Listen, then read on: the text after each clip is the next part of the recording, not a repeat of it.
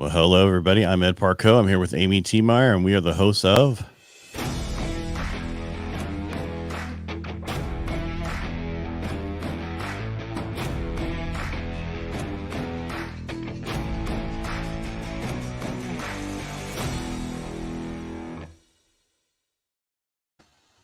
not a bad video. And again, thanks for being on the show. Again, thanks for helping out like you do. And the gentleman we're going to have on today, go ahead, Amy. I'm sorry. I was going to say, always my pleasure. All right. So the gentleman we're going to have on today, he was on, I think, the fourth or fifth episode of Helping the Brave a year or so ago. Whenever we first started, he told the story about how he was undercover and certain things, and we can bring it up again. And we were all so shocked what he did for us and in the world for what he did. And he reached out to me again on LinkedIn and said, "Hey, by the way, I was on a vacation for the last 9 months in Afghanistan." Okay, not really like that, but basically he was telling what has happened to him, and I want him to come on the show, share what he was doing, how he was helping people. And so let's bring Mr. Anthony Stephen Malone onto here. Let's get there. All right, sir, how you doing? I'm good, everyone. Thank me again for having you on your show. Oh, no, it's our actual honor and pleasure to have you on. You do a lot for a lot of people. You put yourself into danger. I know that's what veterans do, and that's why I do helping the brave, not helping the hero. We go to there to help people, and what you have done. I know a lot of groups have been over there, but I kind of want to understand what you did while you were over in Afghanistan for the last 9 months. Right. Well, it's a bit of an interesting story, as always. Like a lot of military veterans across the United States and Great Britain, we were watching the evacuation, or the months before the evacuation, which is almost a year ago in Afghanistan. And I started to get telephone calls from people who are new in Afghanistan. My old drivers, my interpreters, people who have helped the coalition forces over the years, and they were asking for any help and assistance which we may be able to have helped them with. Obviously, there was a lot of military veteran groups who were involved in going out to Afghanistan, helping with the evacuation. Myself, with another team of veterans, we were helping with the evac before it was public. In the months before, we could see it coming, and we were accurate on our timescales of when Kabul would fall as well. And we have all the screenshots and all that to support that. And I have a question, right? You said you knew exactly when Kabul would fall and all that. How did the rest of the world view us? And I mean the United States with what it was absolute chaos. Kabul fell a lot quicker than what a lot of government advisors were suggesting. The US military, US intelligence, and British military elements within them were spot on. They knew it was going to happen a lot quicker, but politicians wouldn't listen to a lot of the experts. A lot of the people who were on the ground were saying things were not going to happen according to plan. And there wasn't going to be a withdraw of troops. It was just going to be everyone was going to have to leave very quickly. Like I said, everyone's seen the news over the past year. Absolute chaos. I think people were just concerned just to get as many people out as they could, because nobody knew what was going to happen next. That was the big thing. No one knew. So it could have went very bad. It could have went very good. Everyone was fearing the worst. So I have a question. Having gone through it, is there things that you think of, hopefully, I can't imagine a scenario that would be anywhere similar of us leaving, the U.S. leaving a country. But do you think there are things that are learning aspects of this that maybe will be taught at like West Point and different things on how not to do things? Absolutely. I think the whole exercise from the months before the evacuation, during and after the evacuation, I think in hindsight, it's very easy for people to criticize other people who were trying to help, or other advisors. A lot can be learned. A lot can still be learned now. In a month's time, it's a year since US troops pulled out. So I think a lot has been learned in that year. I think it's a very new experience for everybody, including the government, the new government in Kabul, in Afghanistan. The Taliban are now an entity. So I think people have got to reach out at some point and try and talk to the right elements within the Taliban. I think the big problem, which I have witnessed, is that the Taliban government is not per se a one entity. It is many, and I mean many, different entities combining to make a government. It falls more like it did 20 years ago or more. So the tribal system, there's a lot of infighting for power, and there's a lot of issues internally. But once the Taliban are able to resolve that, if they are, then the moderate element of the Taliban, it could be wise for people to engage with them.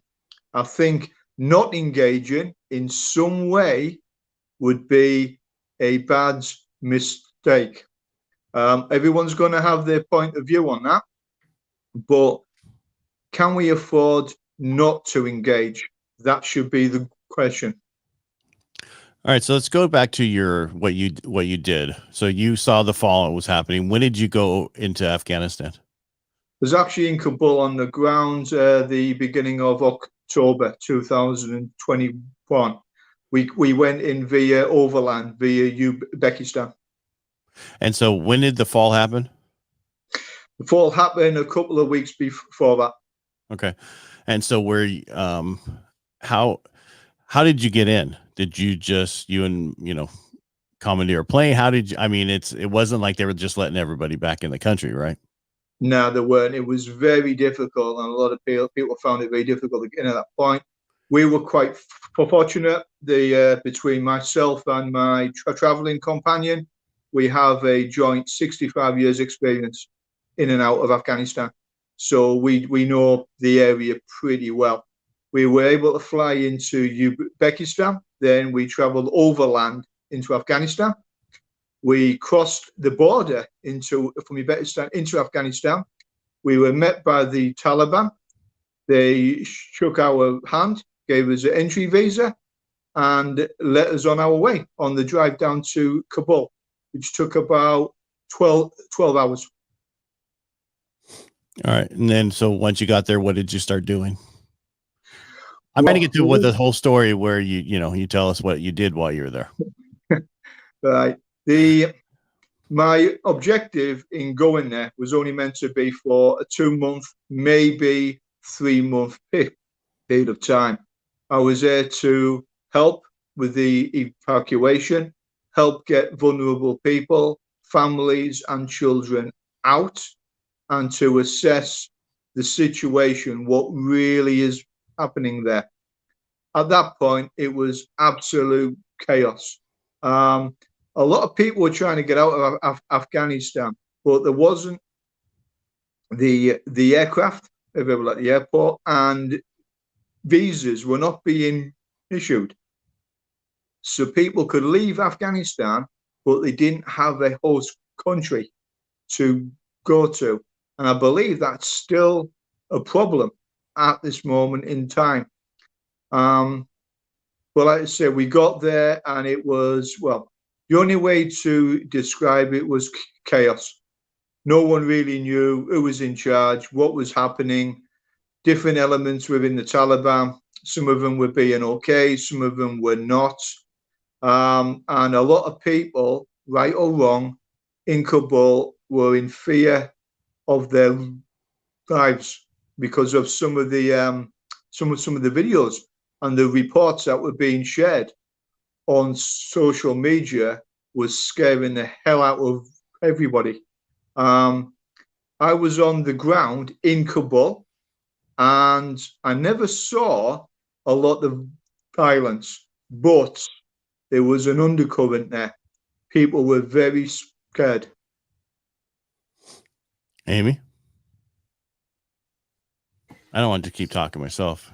No. So, when you help people get out of the country, where do they go? Are they going to like Saudi, or are they going to the US or the UK? Where are they going? If you can share that. Yeah, I want to be careful what I do say on here, obviously, but we were able to get out hundreds of vulnerable people, families, and children through multiple secondary countries. So every country that was bordering Afghanistan, for want of a better word on it. Some of those people did end up in the United Kingdom. Some of them did end up in the United States. They were lucky enough to be able to have filled out all the relevant paperwork, and they were cleared to be given a visa and enter, obviously, Western countries. But not everybody could get out, even some of the people who were cleared to get out. So I think one of the things that needs to be learned is administration. When a country has been basically put into chaos, asking people to do paperwork might not necessarily be their priority. Staying alive will be their priority. So I think one of the areas that people could learn from was the red tape administration, having to fill out forms online for a visa. I think governments need to reassess all of that, how it's done, how it is processed, because Western countries were absolutely inundated with requests and emails, and they did not have the capacity to process or even open all of those applications. So, I mean, the last time something like this happened, was Vietnam, where Yeah. right. And so, and I'm not saying we didn't learn from that, but basically, if you look at any of the stuff, the same things, people were left behind that should have been able to get out, that weren't able to get out. And so, coming to full forward to today, how many was there thousands of people that still should have been able to get out that weren't able to get out? Or was it just, you said, you keep saying vulnerable people. I assume that was people who helped the United States, whether they were drivers, interpreters, that kind of stuff. Yeah, I think everyone who worked for the coalition forces or Western countries were classing themselves as being vulnerable. Whether they really were, I'm not one that can judge that. But everybody at one point who had worked for any of the coalition forces were classing themselves as being vulnerable. Even people who had worked for maybe 1 week. So really, I think the lessons learned will be people who have maybe worked for the coalition for a substantial amount of time. They should have obviously took a priority to someone who had worked 1 day or a week. Well, that can go down in the boxes, lessons learned, obviously. All right, Amy, nothing, because otherwise I'm Well, going to keep going. So. I was going to say, I wonder if when you start working for what you said, the coalition or whatever, if Hold that's on. Do the you know time. this? Hold on a second. Can you read the screen there, Anthony? I can't read that, mate. You need glasses. All right. It says I have I have 500 journos and families still stuck, stranded. They have SIV P1, P2 papers. What does that mean? You know? Priority 1 SIV. Yeah, that is a lot of people who have already been cleared in this case, by America to go to America, but they don't have a way of getting out of Afghanistan. On that one, I can confirm that there's over 700 British passport holders who are stuck or stranded in Afghanistan. I have met a lot of these people. I have photographed or seen their passports, and a good amount of them were working for the Americans or the British. There is thousands of other people who are cleared to come to America who are still stuck in Afghanistan. So I think we need to engage because we need to guarantee these people's safety. If they are still cleared to travel, they should be allowed to travel unhindered and safely out of Afghanistan to a third country. You know, because I heard that there wasn't that many people left when we got out, according to what I heard through the news and everything else. I know differently because I know how we get out of certain places and how it should go, and then how we went, the way it was taken. How many would you say there was tens of thousands of people that need to get out, 5,000 people that need to get out after? I wouldn't like to put a figure on this, Okay, but right. It is quite high.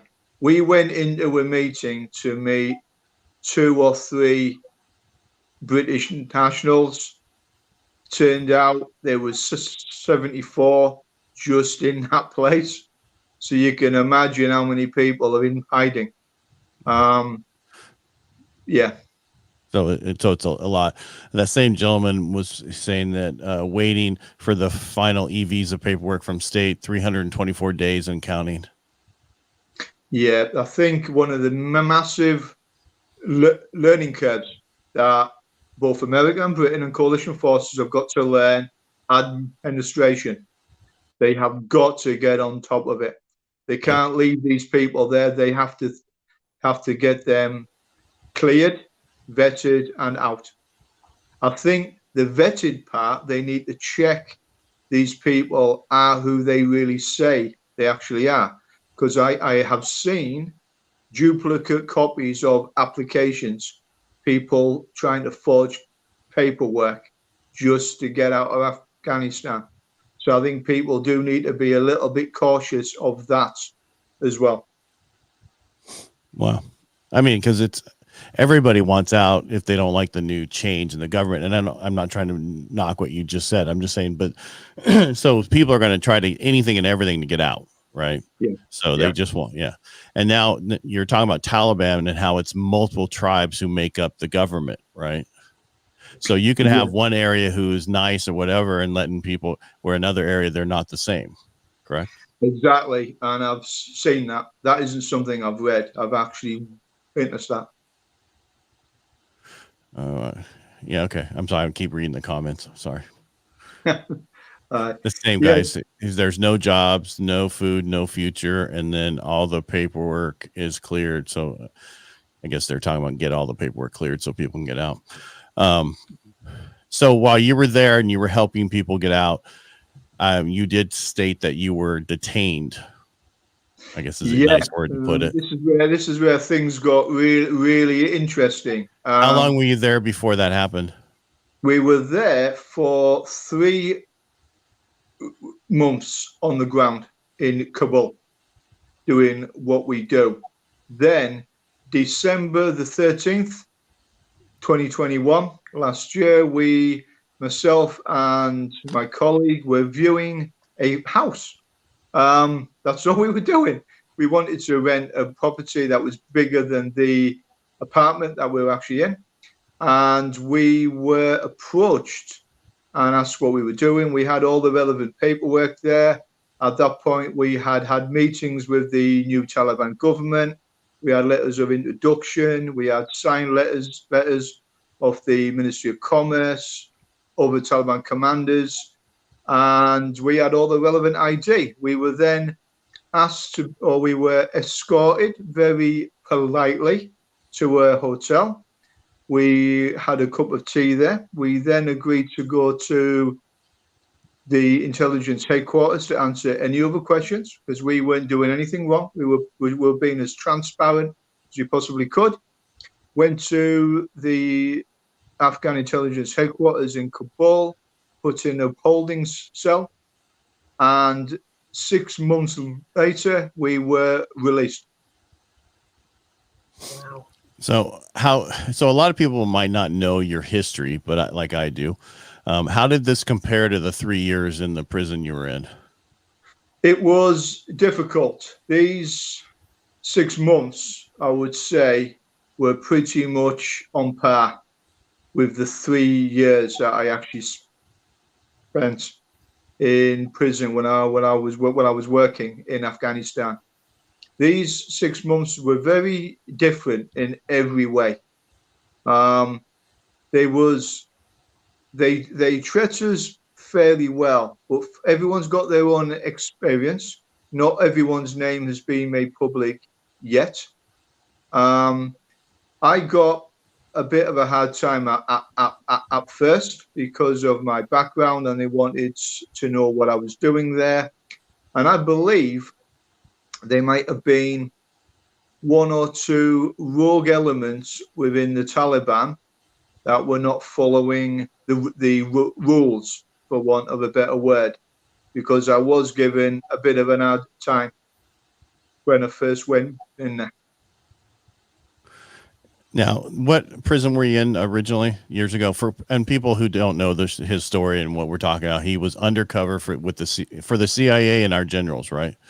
What Yeah. that was, and you were in what prison? Polishaki prison, Afghanistan, for 3 years, helping American Undercover, intelligence. Yeah, we were and working against the Taliban.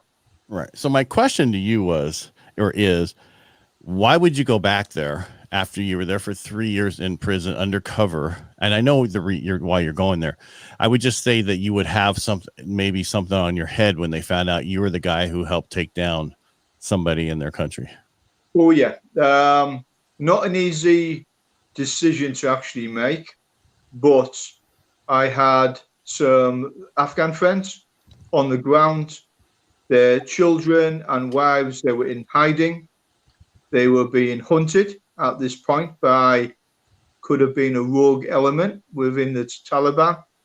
They were in fear of their lives. So I actually made the decision to go in and help with the evacuation and move as many vulnerable people as I could. I knew it was a risk. I knew if I was caught, there was a possibility that would be the end of it. But I wasn't going to turn around to some of my friends on the telephone and say, I can't help you.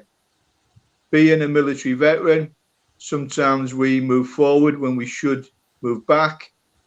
I don't have any regrets on it. All right. Very good. Amy? So, do you know how many families that you did save or were a part of saving to get out of the country? Or can you say? Our estimates are around 400. Very good. Thank you. It kind of expanded a little bit. Well, and that also you were in a holding cell for 6 months, right?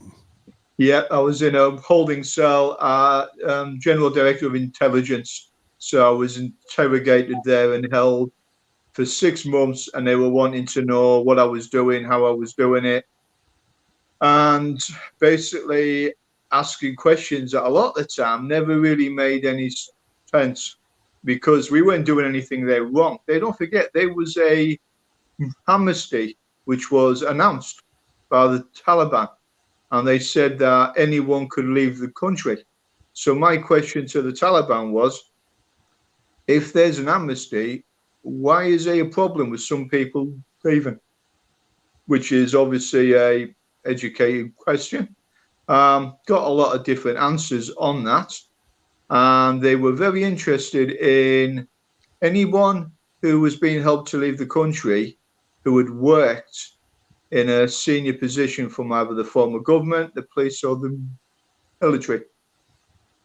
So the amnesty really, it's a bit flexible. I wouldn't call it an amnesty. I mean, you did write a book, right? Of what you did. You did. Your face is everywhere. It's not. Yeah. I mean, what you did. I mean, you could not be here today. So how's your family? My family's doing okay. They were very supportive, as if Okay. my friends and colleagues were. They understand the reason for it. All I did was I used my knowledge, experience, and contacts on the ground to try and make a difference and get as many people out as what we could. When they arrested me, they didn't even know who I was for 2 weeks. It took them 2 weeks to work out who I actually was. Then when they did find out who I was, obviously then it got a bit interesting at that point. Yeah, I would think so. Yeah. So, I mean, when you were in prison, were you undercover in a same name or different name? I can't remember. I was in my real name in Yeah. Afghanistan. Yeah. Yeah. So, all right. Well, maybe you can go undercover at Disneyland next time. I'm not doing it. I was retired anyway. But it's one of those things where when you get a telephone call I from, understand. We totally get it. We get we it. have to go. Yeah. Yeah. It just you risked what people might not understand is you risked a lot that if they really found out who you really were and what you did, you could not be here today. So if Yeah, they're wrong that person. was pretty much there. Yeah, but so it's one of those things. But I think it's going to be very interesting over the next couple of months, with it being the 1 year anniversary, because I think a lot of ink, a lot of things are being spilled and written about what's actually been happening in Afghanistan. So it'd be very interesting to find out what the truth is now about what is actually happening on the ground, because there's a lot of mixed reports that are coming out. I don't know if you've heard anything over in America. A lot of our stuff is skewed, and I don't mean that Right. not trying to be political, but they don't. I mean, we haven't heard much in the news about Afghanistan in a long time. Yeah, I think it's one of those subjects that the politicians do not want to talk about. Someone's telling you, great job, save lives, job done. Happy Graham day. Hillard. Yeah. Yeah, because we all knew there was still stuff going on and people needing help to get out of there. I just think we didn't get all the right information, and I'm not trying to get political, but a lot of the stuff they don't want to push because it doesn't help them I would say our government or other stuff, if they're more focused on something else right now than what happened. And a lot of us are still focused on what happened because we are veterans and we saw what happened to the country. And if people are helping us in a country, we should not leave them there. Yeah. I think if people have backed our play, they've supported us, I think we have a duty of care. That's my opinion. And I think Western countries need to re-evaluate, re-look at that. But we need to get the right people out. I think a lot of people who got evacuated, now that they're being processed in third countries, they're not qualifying. They didn't work for coalition forces.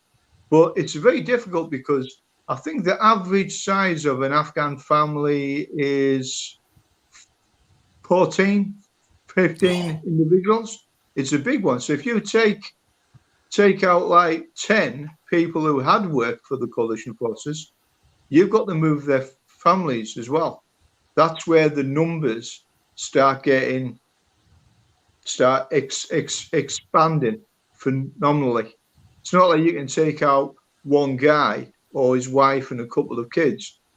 Afghan families are a lot bigger than what we have in the West. So I think people have got to take that into consideration as well. There is some cases of people going back to Afghanistan, because I haven't been able to ascertain the numbers on this, but there is people who are traveling back now. So I think that could be a little bit of an indicator. So not everyone's wanting to get out. Some people are going back now. So I think politicians or the Western governments need to look at that as well. And I think that has to do with services. Like company that Yeah, I work for does a lot with Afghan resettlement projects and different things like that. But like you said, oftentimes they have 9 kids deep, and all the resources that they need, and because they didn't have, and I don't mean COVID, I mean normal vaccinations, having them safely enter the country with all these different things, and then finding ways in which they can be sustainable has been really challenging.